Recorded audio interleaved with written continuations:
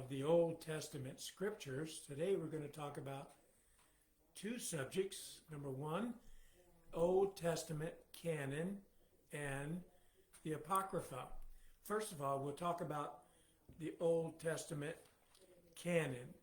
Canon is described as a rule or a measuring stock in reference to a set of books regarding authoritative scriptures inspired by God. This was accomplished about the 5th century, somewhere around 450 or 460 AD. And when we talk about inspired scriptures of God, you need to look at that first video that I made. Where did we get the Bible from? Inspired scriptures are what God spoke, Hebrews 1:1, to the prophets, all the Old Testament prophets, all the way from Genesis to Malachi, and those prophets wrote down exactly what God said. Those are inspired scriptures, and they don't change. And so when we talk about canonization of the Old Testament, that's what we're talking about. A couple of things. Number one, Christ established the canon, the extent of the canon of the Old Testament. In Matthew 23:35, he says, "From the blood of righteous Abel to the blood of Zechariah." It's also found in Luke chapter number 11. He's talking about from righteous Abel, Genesis, to righteous Zechariah, which would be the book of 2nd Chronicles. Historically, a Hebrew Bible, the last book in the Hebrew Bible is 2nd Chronicles. In our English Bible, it's Malachi. But our English Bible, our King James Bible, was divided up into the Pentateuch, the history, the Psalms, and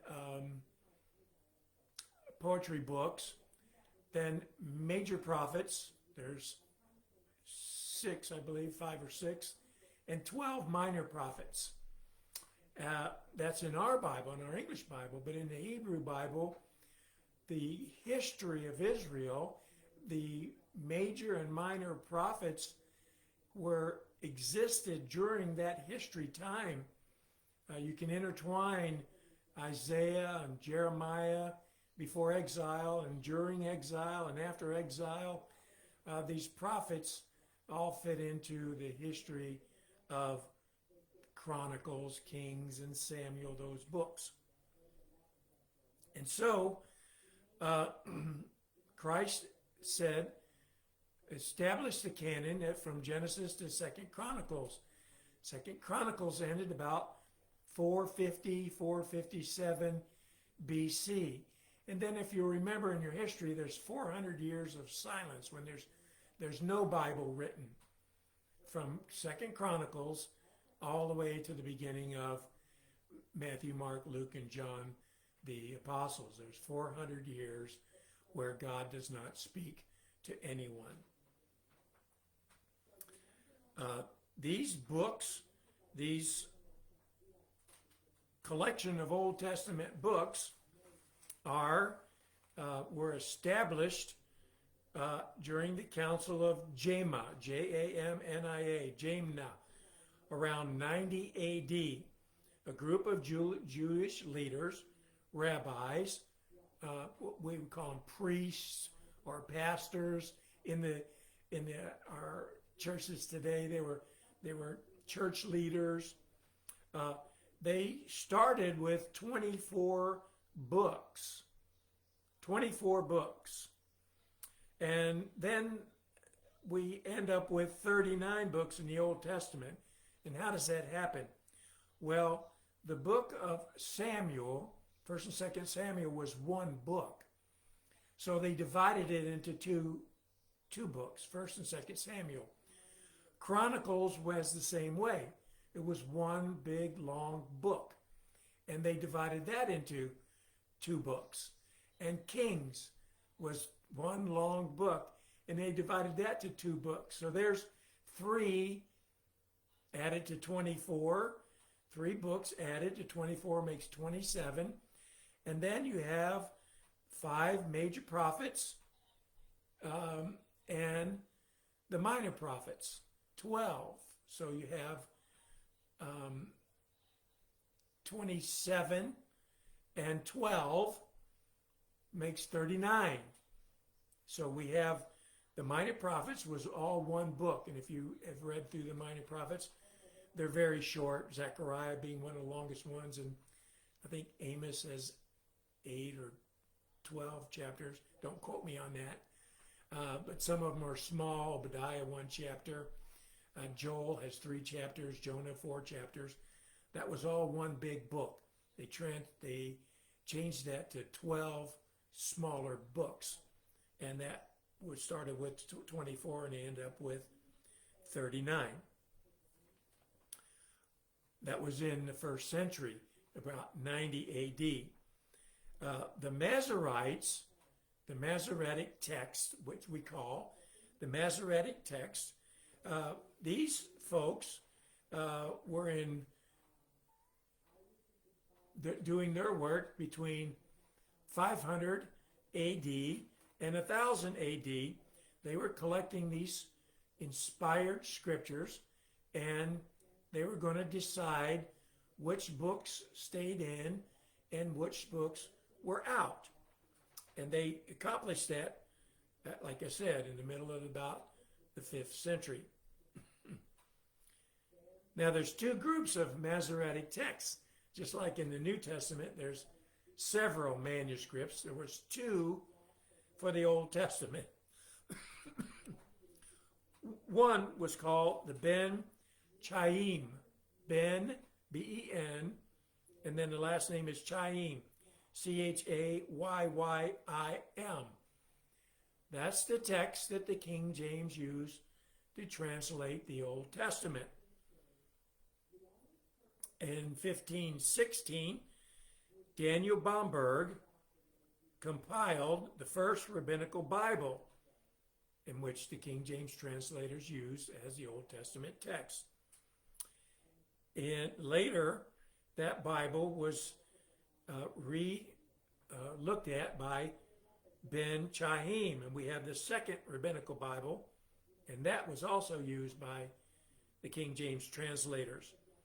And so that's our traditional Hebrew text, the Ben Chaim. Now there was also another fellow that came along called the Ben Asher text, also a Masorite, but he included many other manuscripts, some Egyptian, some Greek, just like they did for the New Testament. They incorporated a lot of other manuscripts. He used those and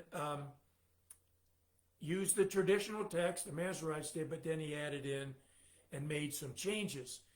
And if you go back and look at that Old Testament doctrinal errors, I taught there from the Bible, the errors that are in this Ben Asher text, and I'll give you just a few here in case you don't go back and look at that video.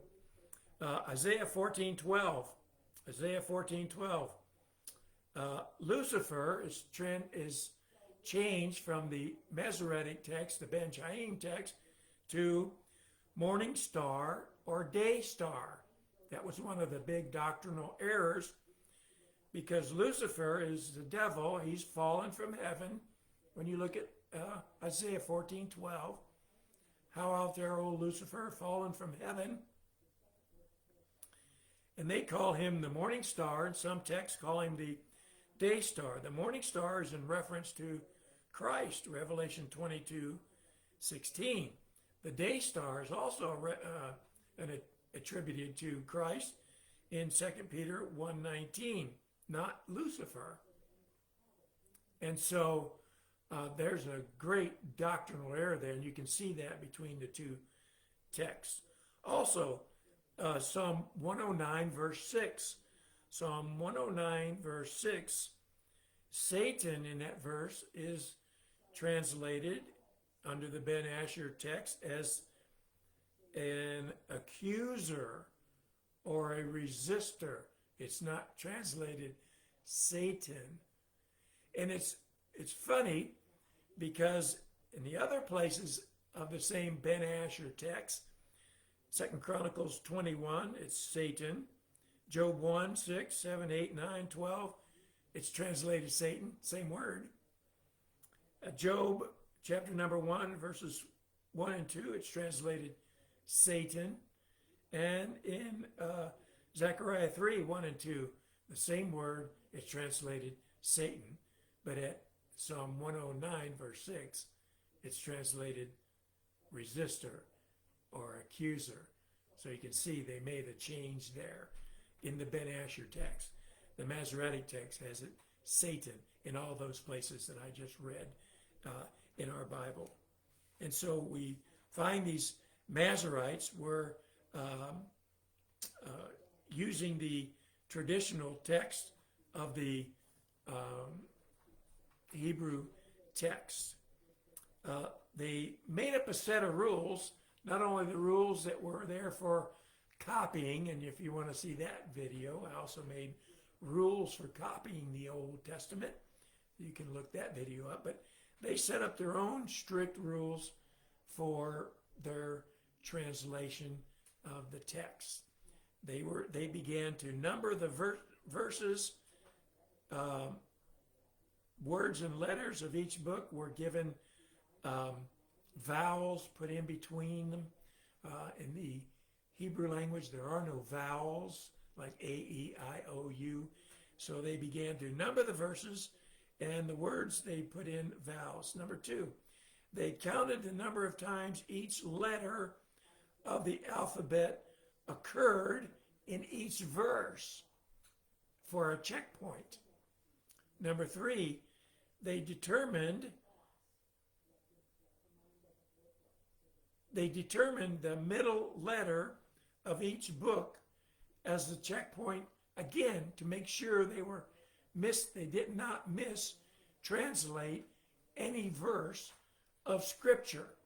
And if you look at that video I did on Old Testament, preservation of the Old Testament, the rules that were set for copying, you'll see that these were set, again, some more rules they set down so that they could check themselves.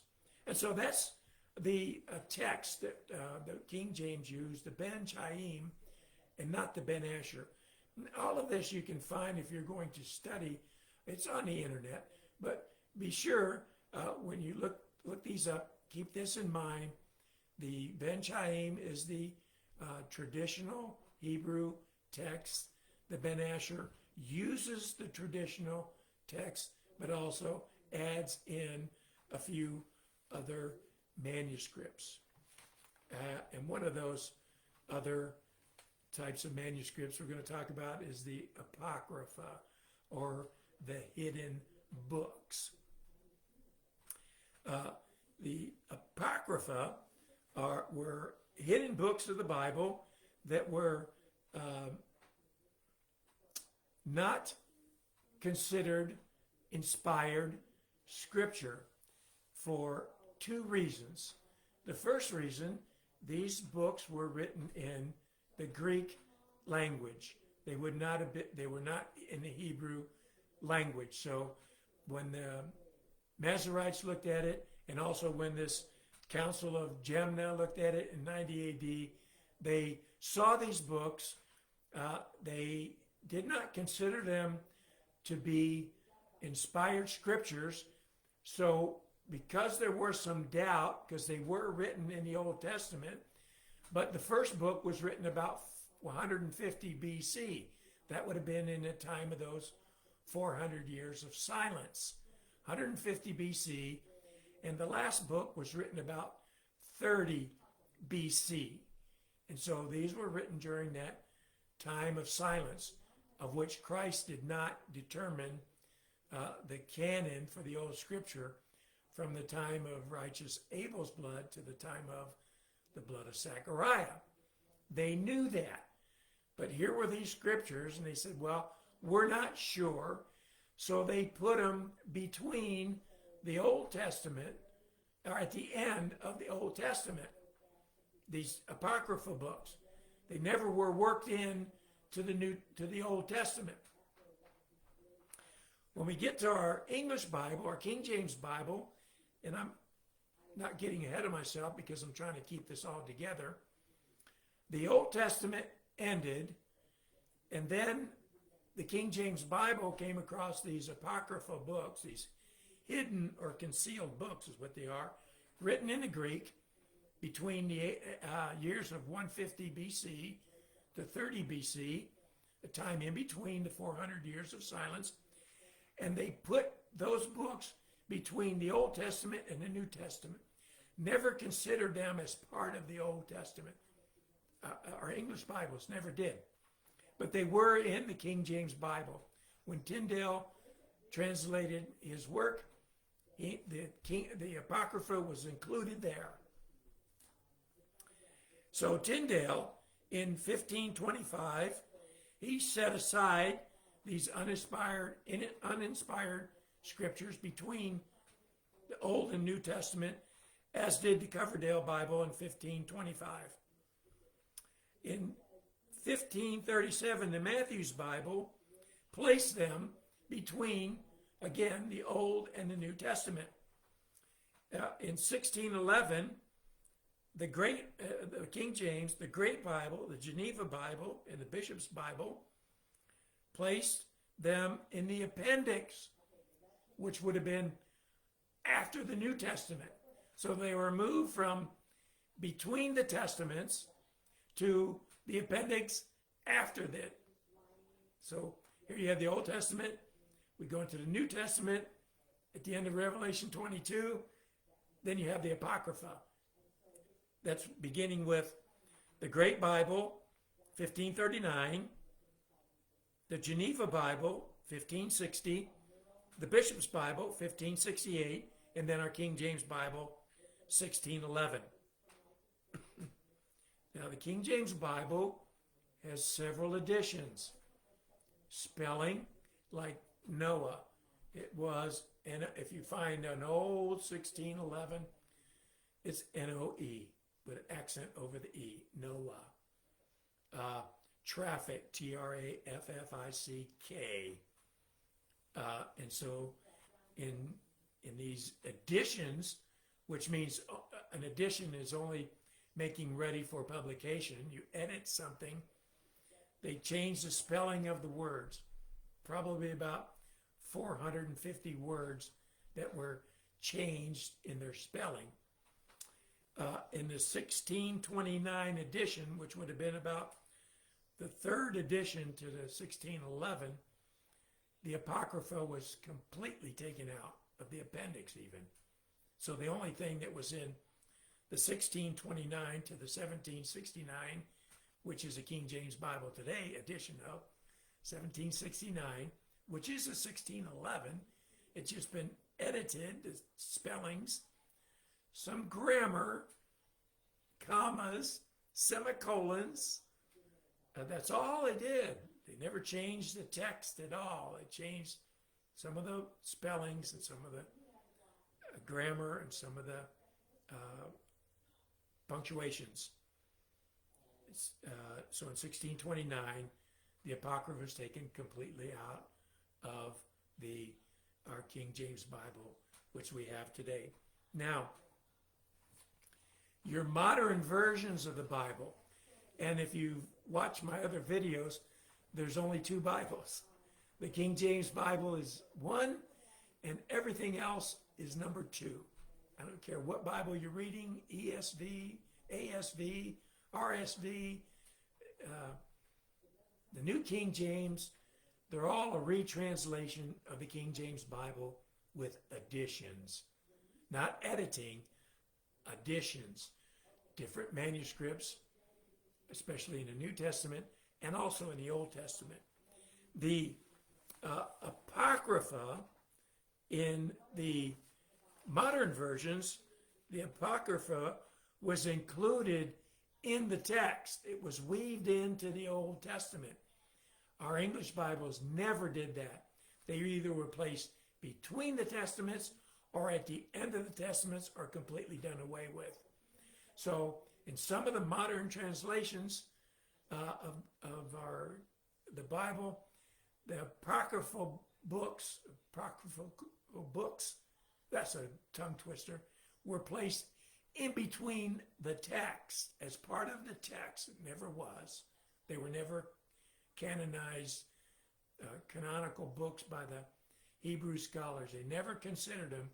They did consider them something, but they didn't know what they were until about the 5th century. They said, okay, these books really aren't inspired scripture. The reason why they say that is there's never a reference from Christ to these books or any of the apostles. Peter never went back and quoted any scripture from these apocryphal books. And so they say, probably not scripture.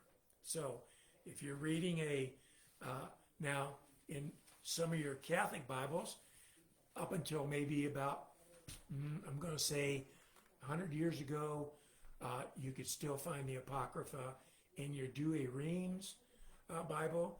The New Jerusalem Bible, which is a Catholic Bible, I believe they've taken the Apocrypha out, but it's still a Catholic Bible. So basically, if you're reading a retranslation of the King James, you're reading a Catholic Bible. That's basically what it is. It's Jerome's Bible. And we'll get into that. We'll get into Jerome. We'll get into Westcott Hort. We'll get into some of the other manuscripts. I believe the next video that I'm going to do is the Old Testament autographs and accurate copies from about 1600 BC to to the New Testament time. That'll be the next video. But today we looked at the canonization of Scripture, what Scriptures belong and what Scriptures don't. We found out that the 39 books of the Old Testament are the ones we're supposed to have. The Apocrypha books, the ones we're not supposed to have. And that was determined by a group of Hebrew rabbis and scholars around 450, 457, the 5th century AD. And so there you have it. Now, most of my videos prior to this, we dealt entirely with internal evidence. This is the first video that I've gone outside of the Bible, so to speak. Really not, because Christ determined what the books were to be canonized. But we've gone out and looked at history, some history books, to determine books of the Bible and not books of the Bible.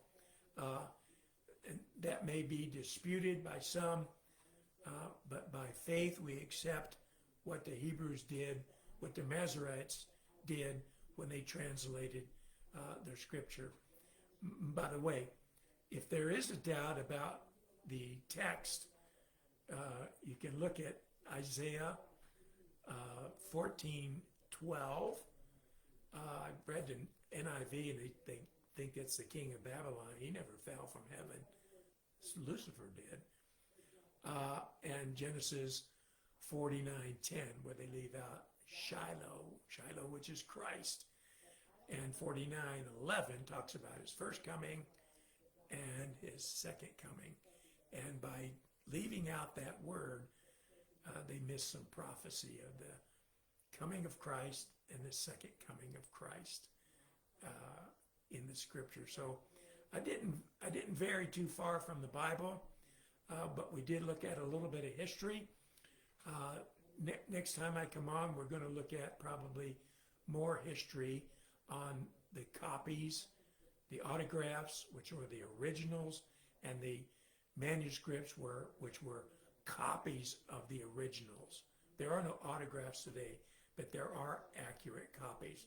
And when we get into talking about the New Testament, it gets very technical, but I'm going to try to keep it as simple as I can, hopefully, so that I can understand it, and that you can understand it, and that you can follow it. Well, thanks for watching today. And I hope you enjoyed the study. I hope you'll get your mind in gear, put your thinking cap on. If you need to go look at some history books about the Old Testament, you're free to do so.